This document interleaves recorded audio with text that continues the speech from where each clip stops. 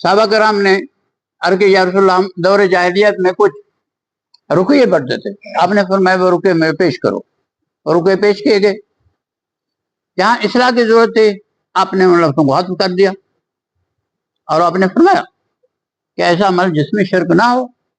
وہ کرو، یہاں کون سی شرک بڑی بات ہے۔ اگلی بات یہ ہے کہ یہ نقش امام غزالی رحمہ اللہ کی کتاب ہے الاوفاق، وہاں نقش یہ موجود ہے، کتنی صدی پہلے کی شخصیت ہے، اور اس وقت لوگ سنت پر زیادہ مر مٹنے والے تھے، اور شمس المعارف میں علامہ بونی رحمہ اللہ وہاں نقوش ہیں یہ اعداد والے رکھتے ہیں،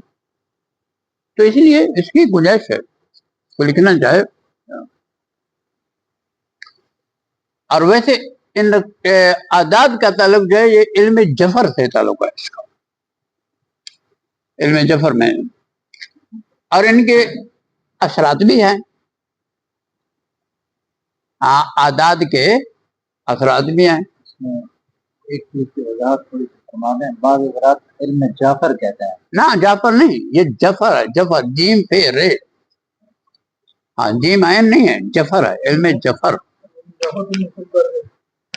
وہ منسوخ کر کے علم جعفر کہتے ہیں نا، تو اس لیے میں نے جعفر نہیں بلکہ علم جفر ہے، جفر ہے، اس میں اعداد ہوتا ہے، اعداد کے حساب۔ اور آپ جو ہے نا مجھے چھیڑ رہے ہیں، بات پھر لمبی ہو جائے گی، تنگ ہو جائیں گے۔ یہ غالباً آپ میری اصلاح کر دینا، شاید کہ سلطان محمود کا دور ہے۔